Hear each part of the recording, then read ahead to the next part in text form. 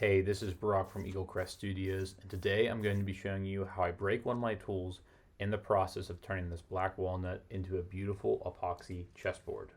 Wonder what it is? Well, let's get started. So this project for me started a few months ago when I found a gentleman online who was making epoxy and black walnut tables. And I thought, hey, that makes sense. Why don't I boil this down into a chessboard, something that would be nice to put out in my room and also I could use it as well. So the biggest issue I found was that I didn't know how many squares were on a chessboard.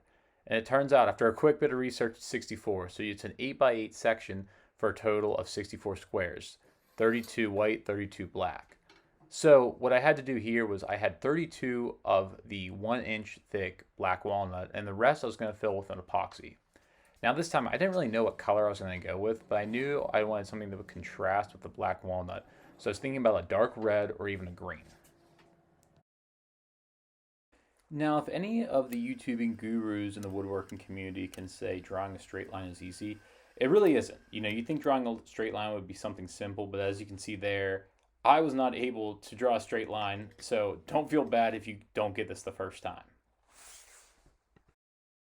So in placing my squares, I found it was best to add a little bit of caulking to the bottom of each of them. This not only helped them from moving, but it also allowed the epoxy to not seep under. Once I was done with this, I was actually able to just use the caulking again to build my frame. And this is just the combination of Tyvek tape and also a little bit of plywood I had laying around. Now, if any of you guessed green, you're actually right. This is a bonsai green that I found off of Amazon, and I was actually pretty excited with how this turned out in the end. When I first saw it, I was a little bit concerned. It kind of looked like the Grinch, but when you actually see the final product, it looks really, really good. Now for the moment we've all been waiting for. The bonsai green and deep pour epoxy coming together, and we'll see how this turns out.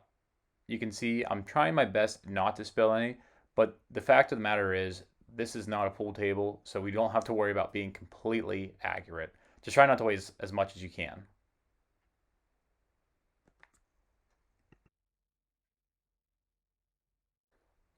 So this pouring process took me about 25 minutes. As you can see, I had to sneak over there and actually make a little bit more because I didn't have enough the first time. And this is something you don't want to do because it can be hard to match the coloring, but thankfully it all worked out.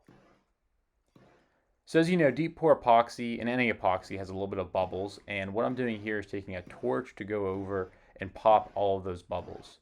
This is essential to do so you have a nice clear finish when your epoxy is done drying. Now the next day I actually went down to check on this and it wasn't dry, so you have to give yourself at least a week for this deep pour epoxy and then just come back and hammer out your casting to get rid of anything that you don't want. Now this is where the fun part happens. So I turned on my sander and it's making a really weird noise. You can see the shaking and vibrations. I was wondering what was going on. I thought it was just a piece that was missing, but when I turned off over the bottom, I saw that the whole bottom was actually torn out in one section. So not really sure what happened there, but as you can see, I was able to get some of it done, but in the end, I actually had to get a new sander. So this is my new DeWalt sander, and I was using 60 grit all the way up to 300 grit to clean off the top and then also polish the epoxy there as well. Now this is my favorite part, is when you start to wipe it off, you can see how clean it really is. There are a few areas where I have epoxy and also the other dirt and items in there which I have to clean off. So after a few more wipes and a few more sandings, I'm actually able to get all this out. So now that we have our deep pour dried, what we have to do is put a tabletop coat on this epoxy. So the top coat is actually harder and will give it more protection. The only issue is you have to make sure you get it nice and clean and make sure it's warm so it spreads evenly through across your table. Now before I show the final product and finish up this video, I want to ask that you please do like, comment, and subscribe, and even share this if you found this valuable or entertaining. I really appreciate it. It helps the channel a lot.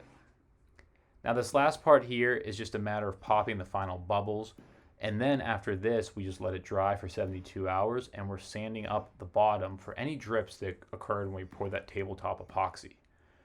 Now that we have all that done, you can see our final product is beautiful and clear. It's ready for a great game of chess. You can beat some of your friends with this, give it as a gift, or show it off to your friends when they come over. Thank you guys for watching this. Bye.